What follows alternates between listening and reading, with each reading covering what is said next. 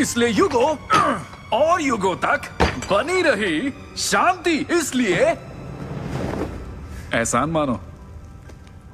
एक भाई जो मार्वल का बिग डैडी बनने आया था पर कभी बन नहीं पाया, और एक भाई जिसकी एक झलक से पूरा माहौल सेट हो गया।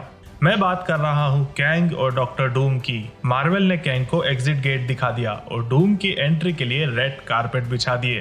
पर सोचो, अगर ये दोनों कभी आमने सामने आ जाए तो। टाइम का कॉन्करर वर्सेस रियलिटी का रूलर।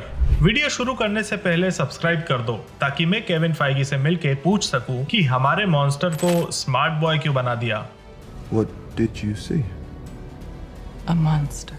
पहले बात करते हैं कैंग की। Kang, the man who plans history.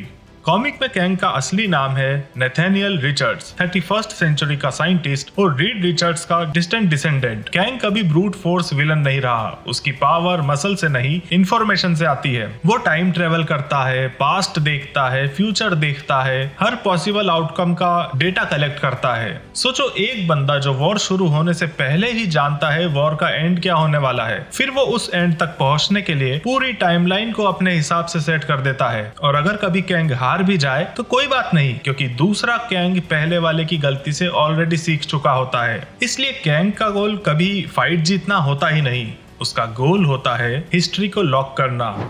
The Fantastic Four will now perish by the hand of Dr. Doom.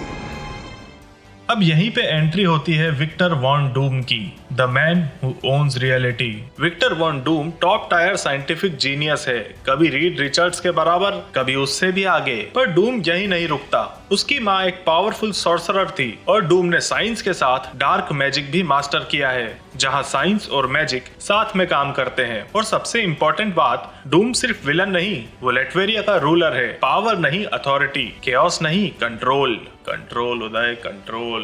Kang chaos को मैनेज करता है और डूम केओस को रिप्लेस करता है। अब बात करते हैं इंटेलेक्ट की। अब यहाँ गेम पलट सकता है। कैंग का दिमाग बहुत कैलकुलेटिव है। डेटा, प्रोबेबिलिटी, आउटकम्स, हर डिसीजन से पहले वो 100 फ्यूचर्स देख चुका होता है और जो सबसे सेफ लगता है उसी पर मूव करता है। डूम का दिमाग चेस नहीं, पोकर खेलता है। वो कैलकुलेट कम करता है, मैनिपुलेट ज्यादा करता है। प्रेडिक्ट नहीं करता, फ्यूचर को प्रेशर में लाता है जब तक वो डूम के फेवर में ना आ जाए। कैंग रूल्स के अंदर रहकर खेलना पसंद करता है।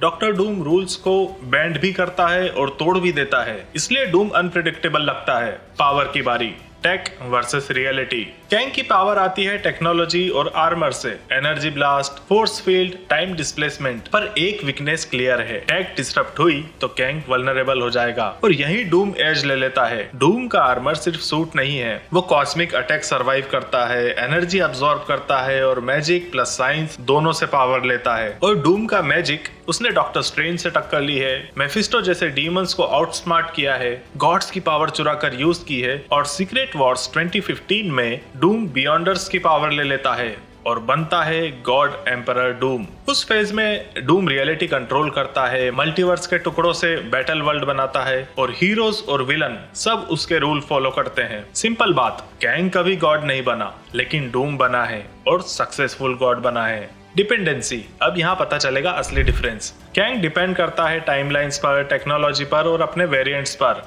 कभी कभी ये वेरिएंट्स ही उसके डाउनफॉल का कारण बन जाते हैं। डूम की डिपेंडेंसी सिर्फ एक चीज, खुद डूम। उसकी विल पावर, उसका ईगो, उसका बिलीफ कि दुनिया को सिर्फ वही सही डायरेक्शन दे सकता है। कैंग टेक पर डिपेंडेबल है तो उसको डिफीट किया जा सकता है।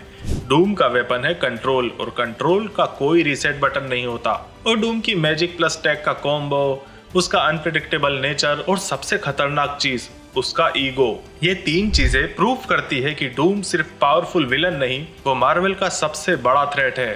अब बोलो, एमसीयू में दोनों आए, तुम किससे ज्यादा डरोगे? कमेंट में बताओ, कैंग या डूम। अगर वीडियो पसंद आई है तो लाइक करो और अपने सजेशंस कमेंट में शेयर करो। आगे और भी ऐसे ब्रेकडाउन्स आने वाले हैं तो सब्सक्राइब जरूर करना। मिलते हैं अगले वीडियो में, बाय।